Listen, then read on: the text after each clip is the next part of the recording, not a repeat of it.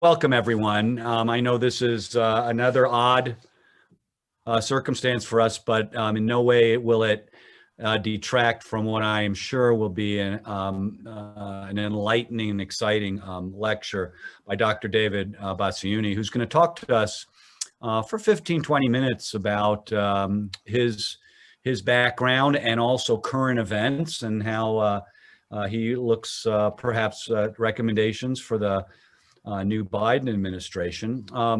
And then we'll open it up to you for questions. I'm sorry there is no cheese plate or fruit plate available. You have to do that on your own, including alcohol. But hopefully next year we'll be fine.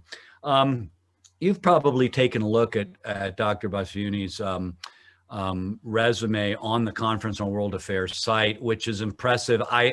It just made me exhausted to think of how many countries he has served in. He'll talk, I'm sure, about that. He's the chief executive and chairman of the Bassiuni Group. There's a mission to empower global institutions and communities in the developing world through sustainable development. Most of his career, or a lot of it, almost 3 decades, was with the United Nations, including with UNICEF, but other organizations, where he literally was all around the world, and a pioneer in a humanitarian coordinator, the only coordinator directly appointed by the Secretary General. It really is a path breaker for the social and economic and political causes of the United Nations. And before that, he held government positions, including a regional minister of agriculture in the Sudan. I'm going to turn it over to Dr. Bassiuni. I want to give you a big welcome. Our international affairs reception is really our highlight of the year. And this is probably our 4th or 5th or maybe more that we've done. And it's just wonderful to be able to welcome you. And I'm glad you found the time to come and speak to us, Dr. Bassiuni. So let me turn that to you. Welcome. Thank you. And thank you, Dr. Zella. I want to thank you. I want to thank Jackie Lamari and also Katie Grady for this opportunity to speak to the International Affairs reception. I must say it's an honor for me and also an opportunity for me, not only to exchange views, but to learn as much from you as you're learning from me. So I would like to say a little about myself, but then focus on what I call challenges and opportunities for the Biden administration and Biden in Africa. And I would say I am a married man. I unfortunately lost my wife, Mary Bassiuni, in 2008, but she was more known, more famous than myself.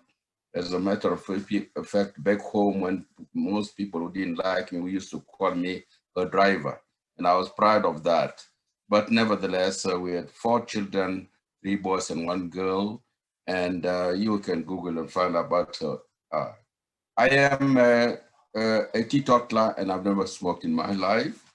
And one time my children asked me and said, Dad, when you die, what do you want us to put on your grave? And I said 2 words: he cared. In other words, really, I have passion, I care, especially for the downtrodden. I keep time. I'm very particular about time. All over my house, there's a clock in every section of my house. I believe in leaving a footprint wherever I worked or wherever I went. And in Nigeria, my first station with UNICEF, I didn't get on so well with the representative, but I spent all my time outside of Lagos, establishing zonal offices that extended services to the outside. And that became so successful. And that in later life in Ethiopia, I repeated the same thing. and in Jerusalem working for the Palestinians, I also repeated the same. So that is something that to leave behind. I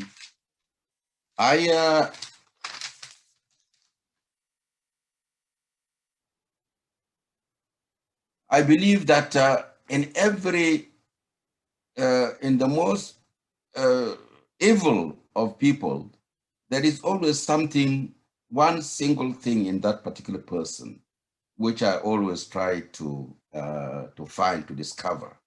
And when I discover that, then it really reduces how,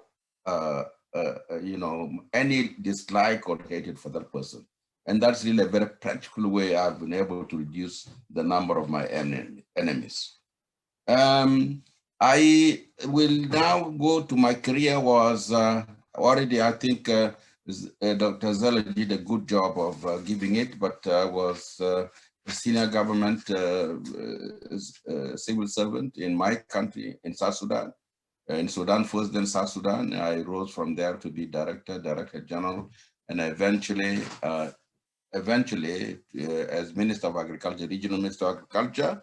And then after that, after change of government, I left and went for studies in Princeton and Harvard, and later on joined the UN, where I spent most of my life. My first posting was in Nigeria, a deputy representative. Then I went to Somalia, and the war broke out when I was in Somalia. And in Somalia is where I really say that I had the baptism of fire, because I learned on the job. And when I had a staff who were turning to me for support, for help, I had to summon courage in order to learn fast and help. And in doing so, I was able to serve in Somalia during one of the most difficult periods of the history of that country. Reopening the Mogadishu port so that food can flow in to stop the starving that was going on, a lot of help with the warlords, and eventually, of course, we're grateful that the US was able to intervene through Bush 1, the soldiers that were US soldiers that were able to come into the country to enforce some law and order and allow food to reach the people. From Somalia, I was posted to New York, and then from New York to Geneva again as the senior coordinator for the Interagency Standing Committee, and then to Sri Lanka as representative. After Sri Lanka to Ethiopia as representative, then to occupied Palestinian territory based in Jerusalem as representative, then to Egypt as representative, and on from there to Bangladesh as representative. So those are the countries that I covered, and I traveled very widely. And I made sure wherever I went that I took my dear wife always with me. And I think we spent the greatest parts of our life in that. And if you ask me where the most, what I thought was the best posting for me, it was Jerusalem. Because in Jerusalem as Christians, we were able to walk the Bible. Every single thing we read about, we were able to walk and see and touch. So that was a great, great opportunity for me. I think that is enough for my background. Let me now turn to the what I think are challenges and opportunities. I think the post-Cold War period is dominated by 4 US presidents: Bush 1, Clinton, Bush 2, and Obama. And when you look across the board to what each one of them did and collectively what they did, you would say that actually the Republican presidents, Bush 1 and Bush 2, perhaps did more significant things in Africa than the Democratic presidents. Bush 1 was responsible for the deployment of US troops in Somalia to relieve suffering and to stop deaths. And that was a major historical event, because no superpower had up to that point deployed its own forces to save lives. So that marks a very important milestone in the humanitarian field. And Bush too was able to, and of course that was reversed by Clinton when he came into power, because he felt that politically that would injure or harm his chances, and therefore he withdrew the troops, and that was really a setback for the humanitarian arena and agenda in the world. And after him, of course, came Bush too. Bush too did, I think, a major thing.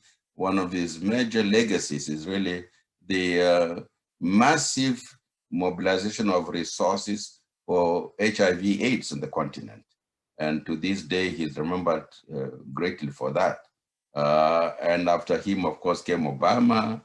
Obama is remembered more for shifting the aid policy to business and actually development, which I think is also good. So when you look at all of this, you'll say if Clinton was remembered as the first Black president, the second Black president would be Obama, and the third Black president would be Bush. But I think what I want to dwell on is really now that the Democrats have the opportunity and Joe Biden has come on the scene, they have great opportunity to catch up and to do more for Africa than all the others have done before. And therefore, I believe there are a number of areas in which Biden, whether you look at them as challenges or you look at them as opportunities, there are several things that he can do. The first thing that I think he can do is actually to declare a very a bold foreign policy, a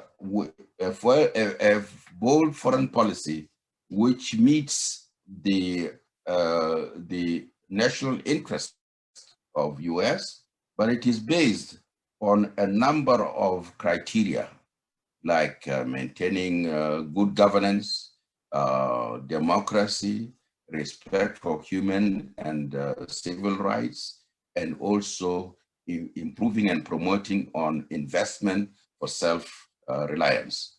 That I think is a major thing, and the earlier he does that, the better.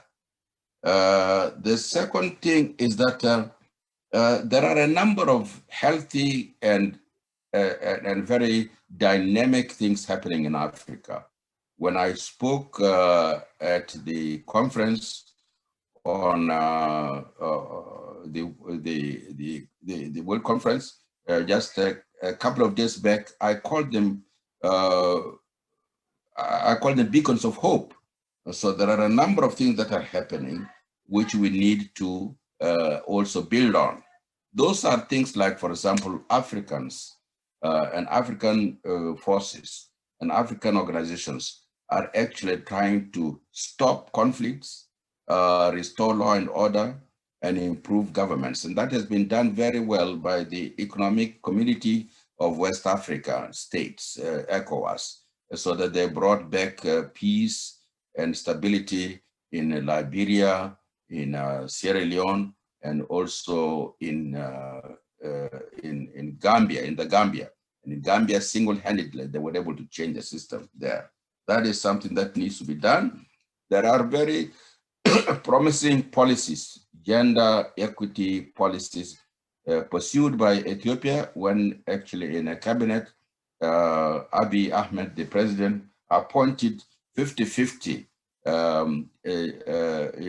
gender composition of the parliament, giving the first appointed the first defense minister as woman.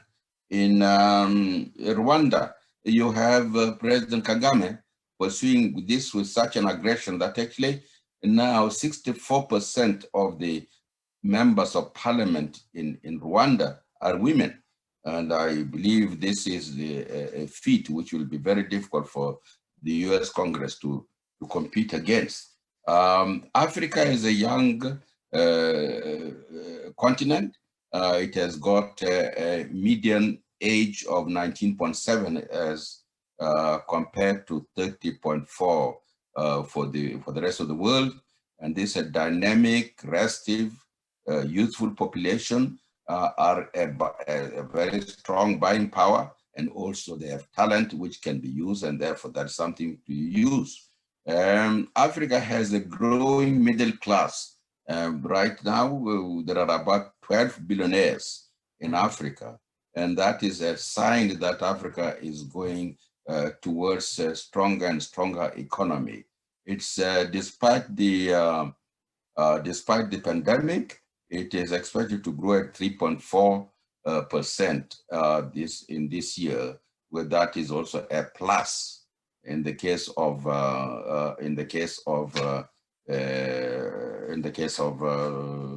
Africa, and that's something for us to think about. We have some countries that need some, which I should have mentioned right from the beginning. One of the greatest legacies of President Bush II is that he was behind South Sudan becoming independent. After over 2 decades of war, U.S. With Kenya, but U.S. driving as a driving force, were able to support negotiations between South Sudan and North, and they actually, in a referendum, which turned out to 95% supported seceding from the Sudan, and that way South Sudan became independent. But since 2013, South Sudan has, self-inflicted crisis of going back into a civil war that has wrought havoc in the country. Economy is collapsing. It is almost a failed state. And so the challenge is, since the U.S. midwifed South Sudan into nationhood, into a sovereign state, is it now turning its back to a baby that is in the intensive care unit? So that is a challenge that we think President Biden should be, handling. There are also a very special relationship that Africa is looking to the U.S. for. Right now, Africa is dominated by China, and it is because of the easy, direct investment that China is able to provide, but that is also stopping and making it difficult for countries in Africa to transform, to improve themselves, to establish good governance, and to establish rule of law and order, and to establish equity, establish the respect for civil and human rights. And that is simply because they have nothing really, they can do anything with impunity. And so that is an area which US, while we do not want to come in about the competition of US and Canada, US and China in this area, I think there is an opportunity in Africa for the two to work together for the better interest and a better future for the continent. The African market is huge.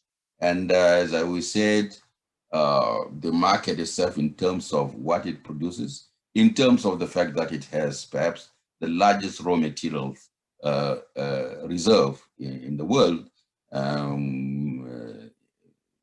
that is minerals, land, and water. Water is usually not ignored, but it's a very important resource. Elsewhere, there is war over water, so that's very important. So there is a huge market, which I think is there for the US to exploit.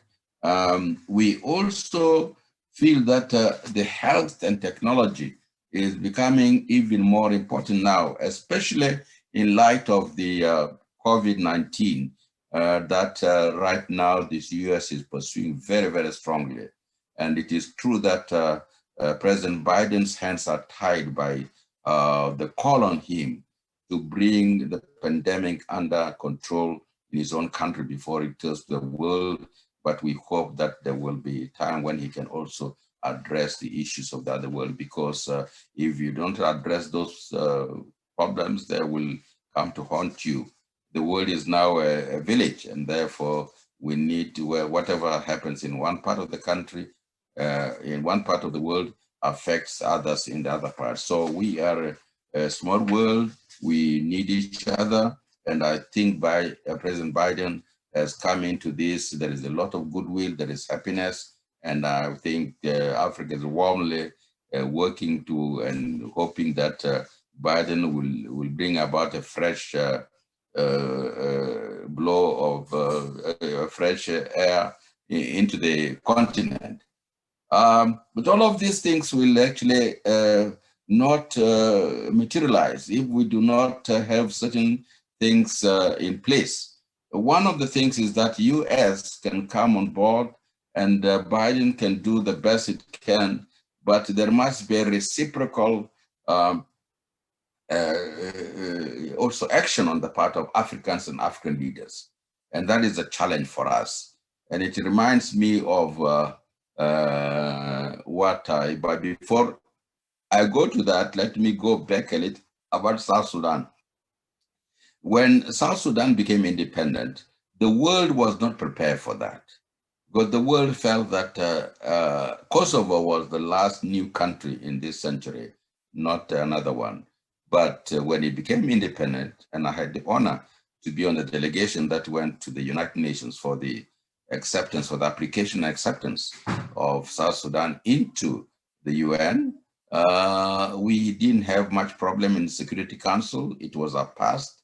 Now, in the General Assembly, which is the main seat where the acceptance of members occur, there were problems earlier, but it was solved in time. There was actually no extra seat for a new country. And so if you were to seat South Sudan at the time, you had to take out one seat or displace one country in order to take that. And there were two choices of observer status. Palestine was an observer status, and the Holy See observer status. And those are very difficult choices, because if you try to displace the Palestinians, they can turn around and say, what is happening? This country has just come the other day and is now taking our place. If you want to misplace the Holy See, it means that you are challenging God. So the only solution that came about was a very gracious gesture from Mauritius. Mauritius is a country, left its seat to South Sudan and went to the gallery. And I think that was a very great and gracious move on the part of, that is why we said this is an unexpected country, but let us not let it slip, and let us not let it go into oblivion. So as I said, there is one thing that we need to do. And I learned it from, as I said, every society, every person has something unique to learn from. And what I learned from Somalis, which the world has turned their back to and said, oh, they are good for nothing, they will never do anything. Whenever we had workshops or meetings, suddenly there would be a crisis, a conflict. And you have to, stop the meeting and for a while try to negotiate and so on. But eventually, in 20 minutes, 30 minutes, you come back. And I learned later why this was happening. It is because in all of this turmoil, there is one single person whom everybody listens to. And that person is what they call the mountain. Because the Somali saying is, if you are not a mountain, lean on the mountain. And to me, that is really a tremendous lesson from the Somalis. So what we're leaning for in Africa, we need also champions of the stature of Mandela, of the stature of Nyerere, on which the continent can lean on, and on which Biden can lean on. So with that, I would stop here and welcome any questions. Thank you. David, thank you. Thank you very much. And I'm sure there are questions here. Before we open it up to questions, just two things. This lecture and the Q&A are being recorded, so they can be shared publicly, likely on the International Affairs website, just so you know that. The other thing is so I can keep track, if there's more than one questioner, do you know how to, if you go down to reactions, probably at the bottom of your right of your screen or bottom middle, and raise hand, click on that, you see the raise hand thing? If you could do that, we can keep track, and I'll make sure I won't miss anybody, okay? So let's, thank you so much. It was gracious of you to do that, and you've raised so many issues, David. And in a bipartisan way too, which is rare in the United States. So here the Republicans and Democrats. That's fascinating to me. Let me just lead off with that. Do you think that a George W. Bush gets enough credit, say, for his HIV/AIDS and other sort of social issues in foreign policy? You raised his interest in Africa too. How will historians look at him, George W. Bush? Where we tend to focus, as you mentioned, on Barack Obama, the first Black president, but yeah, I think unfairly, because Iraq looms so high as a negative sort of on him. This is usually blocks blocks his better contributions. And I think in South Sudan, he's God, because this is the man who gave independence to a country. It is a rare achievement by even international standards. How many people in this century have given support to create a sovereign state? So you may say because South Sudan is unimportant and so on, but it by itself is a major feat. Number two, HIV/AIDS was a major pandemic. And I think we should not forget it, because COVID has now come and replaced it. We should not forget it. So in some ways, usually historians take their time. But today, when President Johnson was vilified for Vietnam, but today he's glorified, one of the greatest transformative presidents of US. So I think time will come when George Bush will be given his rightful place in history. Thank you. Oh, interesting. Thank you. Thank you for that. Well, let's open it up. Or wave. Ambassador Casey, I see your hand. Marianne, you're on mute.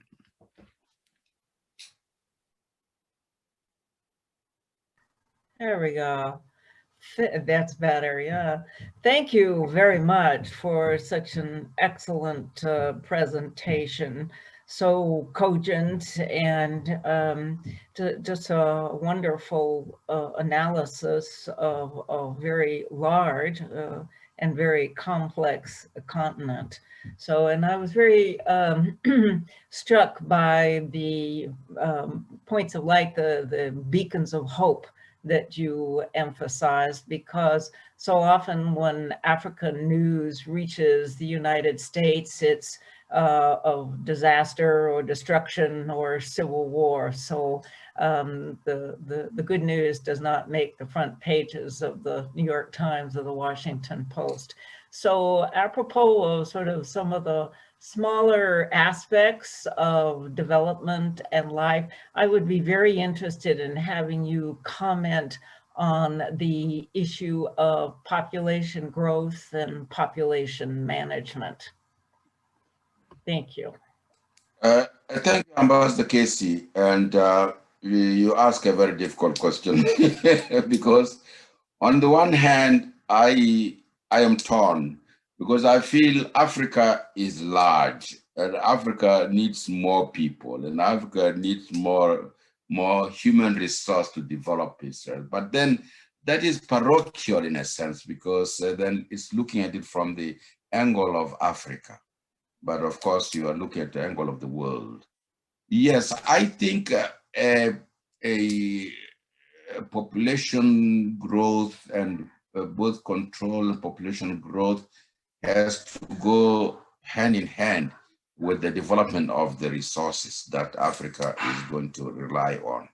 And I think that is where Africa should be supported.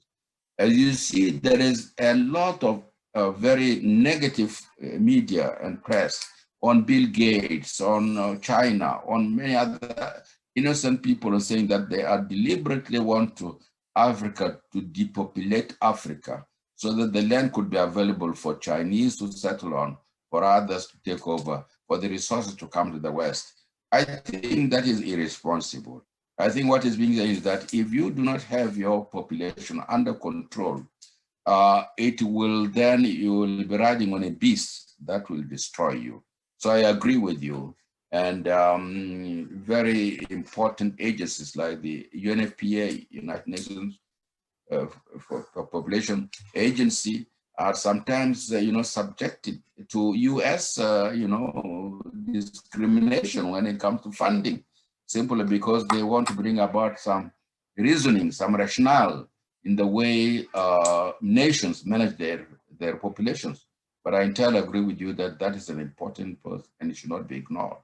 In our hurry to develop, in our hurry to move into the middle class and mid-income countries, we should not let go of the issue that you have raised, which is our management of our population. Thank you. I'm glad to hear you say that because I think creative population management is such an important component of development. And, I think of countries like Egypt where, their population growth rate has been substantial since the 1890s.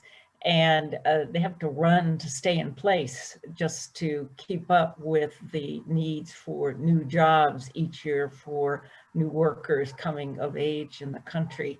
And to the degree that your economy grows, if your population is outstripping that growth, then essentially you wind up staying in the same place. So that if the people are actually going to see tangible improvement in the quality of their lives through economic growth, creative population management is important. And I use that terminology deliberately because some people think of the issue that you raised before, population control, where you're sort of stamping on it. But what you want to do is have measured growth.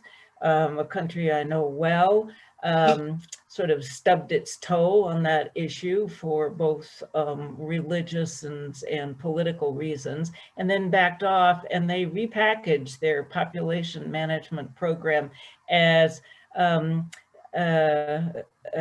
health and safety of the child and mother.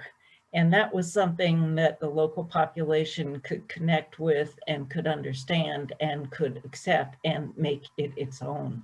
So, and that's been sort of modest and steady, but nonetheless managed population growth has been an important component of Tunisia's success and the growth of its middle class as well. So I find Americans don't talk about that issue very much. They tend to focus on economic statistics alone, inputs, outputs, economic growth. But it's good population practices are a silent partner of economic development. So thank you very much for your comment on that regard. Thank you, Ambassador Casey, for bringing up this topic. I think I'm grateful that you're able to also explain it so well. Thank you for that. Thank you, Marianne. Ava. Yeah, you talked about South Sudan, and I kind of am curious what exactly you think Biden can do, or what you think his approach should be, and also what the UN can do, because I know there was an arms embargo that was kind of controversial, and I'm wondering if you could touch on that. Yes, I think what you have in South Sudan is tribal competition and effort for hegemony by certain groups, and the government is seen as promoting that. And I think all the efforts that have been made now by the UN, by the African Union, have fallen short of a strong leverage on South Sudan. The one thing that has not been done, which was agreed in the agreement reached with IGAD, Intergovernmental Agency on Development, was the formation of a hybrid court. And the hybrid court would be responsible for trying and penalizing people who are responsible in the killings, extrajudicial killings, and atrocities that were conducted. Because the reports that are on that there are a lot of reports available, and this has to be done so that at least it can serve as a sort of deterrent to the people in the government and can make them take things seriously. Because over the years, they have developed a very slippery sort of attitude, accepting agreements, signing agreements, and turning around and not implementing those agreements. So what is lacking is the tools to force them to honor agreements and to follow what is to be done. I think that is one. Secondly, South Sudan is a very rich country. And actually, in terms of GDP, it is a mid-income country. But in terms of development, it is not. And therefore, you can see that it is the Western nations, the NGOs implementing there, who are taking off the load from the government or what is supposed to be their basic responsibility of providing budget, providing money and resources in order to service the basic human rights, education, health, water, sanitation. This is supposed to be there. And even feeding the population, whom they are the ones displacing internally as IDPs and externally as refugees. You will not believe it, but the refugees who left those countries in 2005 to come back home have now returned to the same refugee camps in Uganda and in Kenya. And who actually threw them out? The very leaders who are supposed to be the ones to protect them. So really, what we are missing in South Sudan is leverage. And if we can find the right leverage and give that leverage to Joe Biden, he will succeed to turn South Sudan around. Thank you. Ava, follow up. Go ahead. No, I was just going to say thank you so much for that. Thank you. Let's go to Alex. Let's go to Alex and then Natalie. Thanks, Tom, and thank you, David, for joining us and sharing your fascinating background and internationalism with our group today. It's very interesting. I have many questions, but I'll just choose one so that I don't get in the way of all these others that are lined up. You had mentioned that China holds strong, I believe, economic controls over the African continent. Can you speak to if that's all to Africa's disadvantage or if there are positive effects, and if it's mostly negative, how the Biden administration and the rest of the world can participate to right the ship? Yeah, I think, thank you for that question, Alex. They are what I call mixed blessings. They're good in the sense that particularly the resources that are being invested in infrastructure in those countries, when it's done, roads are built, bridges are built, harbors and ports are created, those ones are positive. And I support them because they will be there for forever. And actually, they substitute a lot for what these countries are stealing and taking abroad. Then, you know, at least seeing some investment into the country. So that is the positive side. I think they're also, in terms of buildings, in terms of roads, in terms of infrastructure, I think they're good. Where they are not good is that there are no preconditions. And you can do whatever. You can take the aid from this end, use it as you see, but there is nothing that actually checks you to make sure that that aid is actually going there. So while we see a lot of it being invested, much of it is being invested on the selves and families of these leaders, and is going out of the country. And that is where it is weak. Secondly, these countries are doing some of the most atrocious, outrageous human rights abuses you can ever think of. And China has not raised any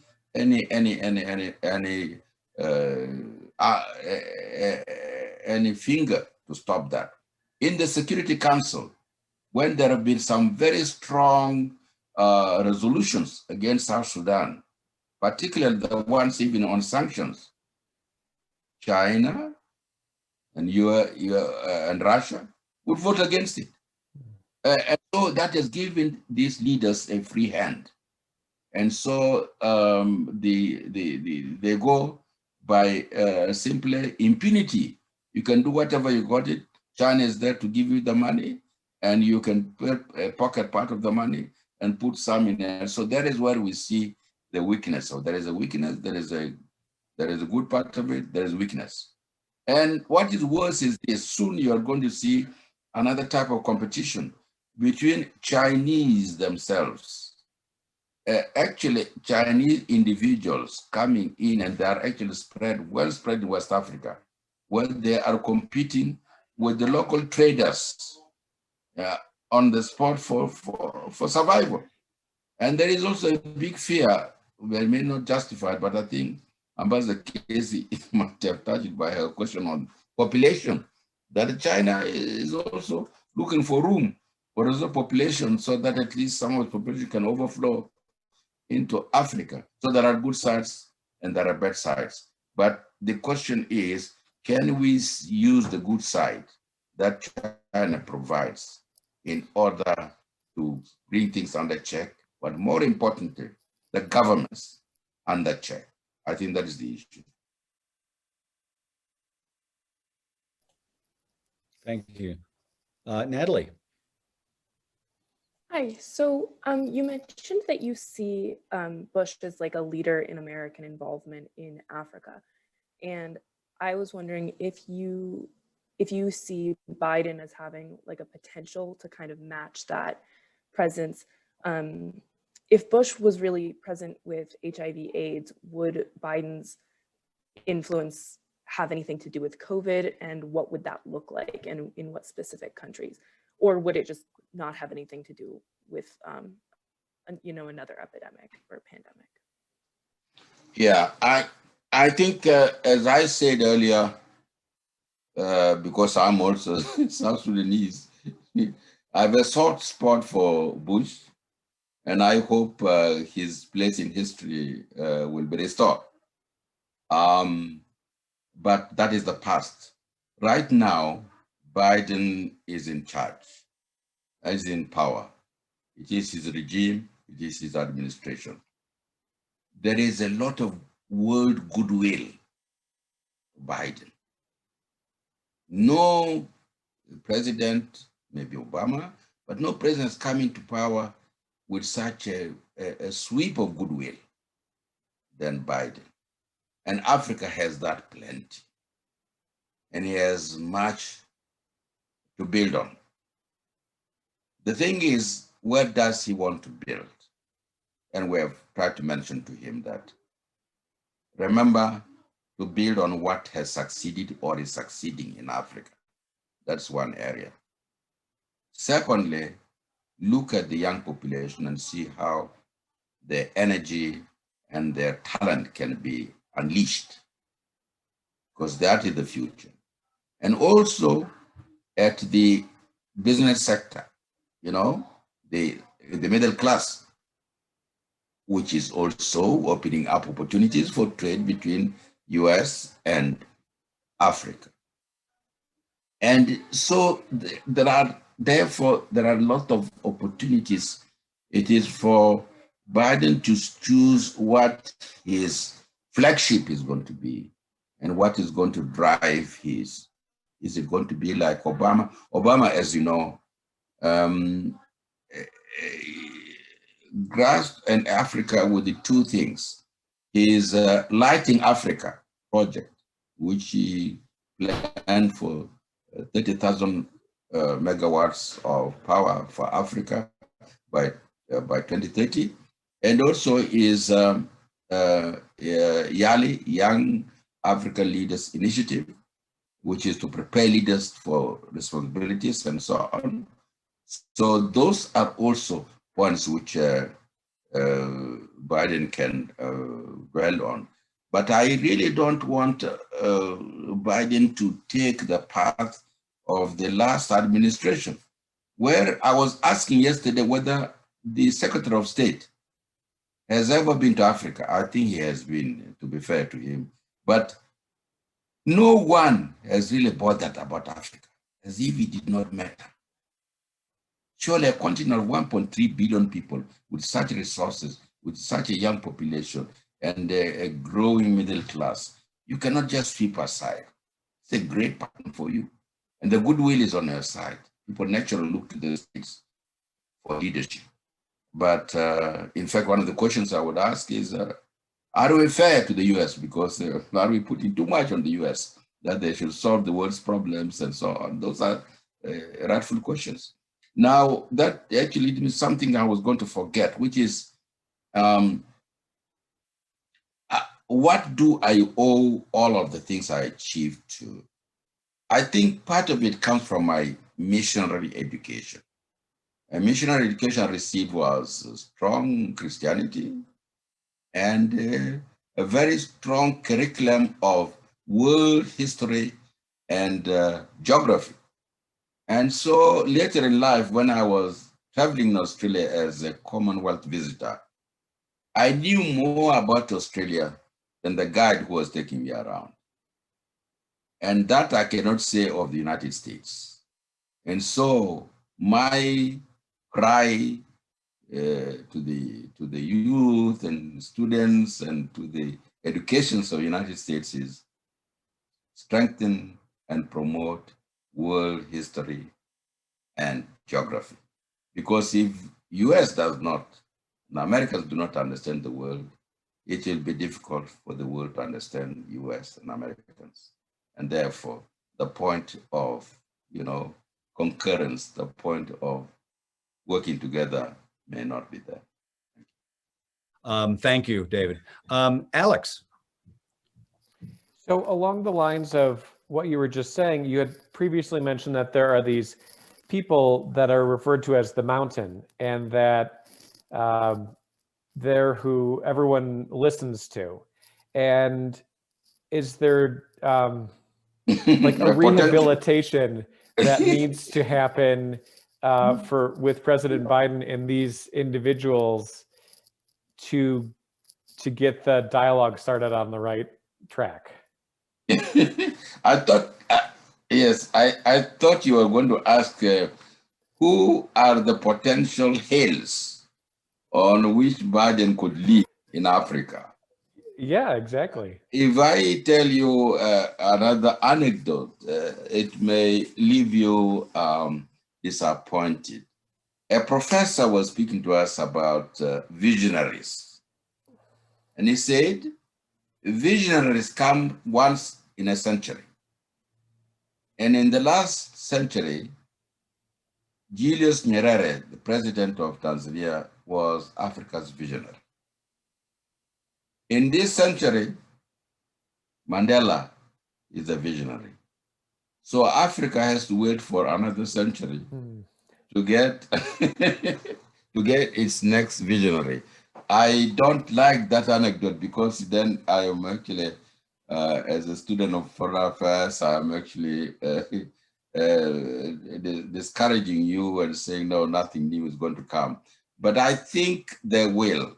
As you know, Mo Ibrahim, the billionaire, Sudanese billionaire, has a prize for for good governance in Africa. And it has gone for years without being one. I think it was one only recently. And that's an example of how, whether out of this we will get a leader. But I've not lost hope. In this century, we are now hardly a quarter of the way. I think we will find a mountain in Africa. Thank you, Alex.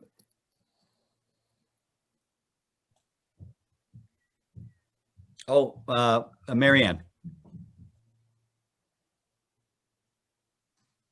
Here. All right. Dr. Bassiouni, thank you very much for your powerful comment on the state of American democracy and the impact, the lasting impact that our actions can have overseas, both good and bad. And I wanted to ask you if you would comment for us on the role that President Carter played in Africa once he was out of office, and whether or not you could foresee the Biden administration, you could envision, not foresee, but envision the Biden administration appointing a similar such prestigious individual to spearhead his policies in Africa. Thank you, Ambassador Casey. I feel so grateful that you are on this panel and we are able to exchange views. And I think you raise a very important point, and it comes into this analogy I'm trying to draw about the mountain and leaning on the mountain. And you could even look at Carter, if Carter was younger and still energetic and so on, look at him as a possible envoy who would be like your mountain climber and taking along Biden with him. Yes, I think it is, you're right, that actually we have to, and first of all, your question is Carter. Yes, Carter made a great impact on Africa through, first of all, his project for the eradication of guinea worm, which he managed to do. That was a great thing. He made a great impact on Africa through conflict resolution. He was involved in a number of conflicts that he was able to help in resolving, bring about reconciliation between countries, between parties, and I think that went a very long way. So yes, as a matter of fact, people say, Carter has done more good and more greatness in his life out of office than he was in office. But in office, he had certain mounting difficulties that one should appreciate, but he has done much. And many presidents, once they step out, they are not Carters. They don't longer give their life and soul as he has done for the world. And I think that's a major, testament and also a major ambassador to the world, somebody whose qualities and only his heart was poured into this, and he gained much in terms of health, in terms of reconciliation, in terms of resolving conflicts. Yes, I think that is the sort of thing that definitely Biden might want to really think about. And maybe who knows, Ambassador Casey, Biden might come to you and say, please come and help me here. So let us hope for the best. I was also thinking that I'm flattered by your suggestion, but I was also thinking of a Carter-like model.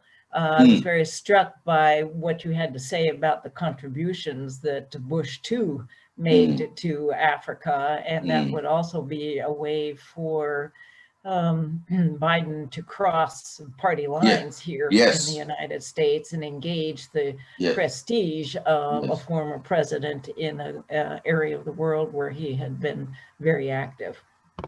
Great, and I'm definitely I'll sell that idea to my Democratic friends, but I think it's something worth it, and it will only bring good and greater goods. Are there any other questions? I'm looking.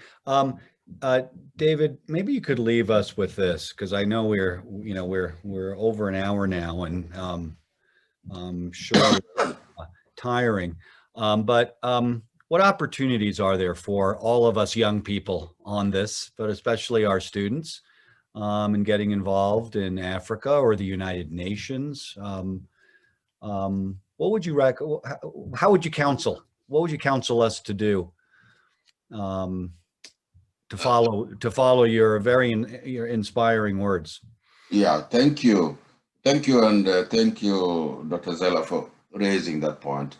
I think by speaking in this way, I thought one maybe some of the foreign affairs students and aspiring foreign affairs officers who are your students today may take something from my personal life. And as I said, if you look at my personal life, a lot of it was learned on the job in a harsh way. Because one of the things that I have as a principle also, which I didn't mention, is that I said, dare the impossible until proven otherwise. In other words, always don't run away from challenging tasks. I'll give you one example. When I was the special representative in Jerusalem for Palestine, the Gaza Strip is cut off, of course, and there is a blockade. So there was a situation in which examination papers could not be available to Gaza Strip in order to sit their matriculation or their examination to graduate. And we were in difficulties, how to get these examination papers to them. And so the famous UNICEF executive director, Carol Bellamy, was coming to visit Jerusalem. So I planned, I had all the examination papers were delivered to me sealed in a box. And I made sure the visit of Carol Bellamy extended to Gaza. And on that morning, we started off. I didn't tell her. We got these examination papers in the back of my car. I had the regional director with me, Thomas McDermott from Amman, Jordan, and we came in to the crossing point. Now, the crossing point, there is usually inspection to make sure you're not carrying anything across. And I was scared to death that if they inspected our car, then that would be the end. Would be exposed and would embarrass our executive director, and that would be the end of my career. But I took that risk. And so when we came there, fortunately for us, there was no inspection. We crossed over into Gaza. And then I turned to her and said, Carol, what do you think is the greatest benefit of your visit to Palestine? And she said, well, to support you and the staff and so on. And I said, no, look back. Those are examination papers. You will go down in history as the person who crossed over despite all the obstacles and brought examination papers to the Palestinians in Gaza and made them sit their exams. They will forever be grateful to you. It was, so this is just one example of that you have to take risk. I've already talked about broadening your scope, about history, geography. All of those things are not taught in classroom. With respect to you, Dr. Zella, you are doing your best to inculcate, information into your, but they are God in the field. And so my plea with those who are aspiring for the Foreign Service is to make sure you go to the field in whatever capacity and learn it the hard way. And you will find those experiences extremely useful for you in life, because you can adjust them, you can adapt them, but you can always succeed. So that would be my second advice to the people. The third advice that I would say is be curious, because if you are not curious, a lot of things can go around without you knowing what it is all about. But be curious in order to know more and more. Never placate yourself that you have known enough, because that will not actually take you anywhere. And importantly, care for people. Show that passion. Show that you have soul. Those are the few things I want to leave with you students. And I wish all of you really, and you, Dr. Zella, Dr. Jackie, and Dr. Grady, and all the friends that I've come to know, our very best for success. Thank you. Oh, Dr. Bresciani, thank you so much. I, for one, am very inspired from that, about those remarks, and what a way to end your talk too. Thank you so much for joining us. Thank you. Thank you. And thank you to all of you, all our international affairs community, from our advisory board and our students and our staff and audience. Thank you so much for joining us. And I hope we do this. I hope we can have you back. Yes, in person in Boulder. Yeah, Thank you very much, everybody.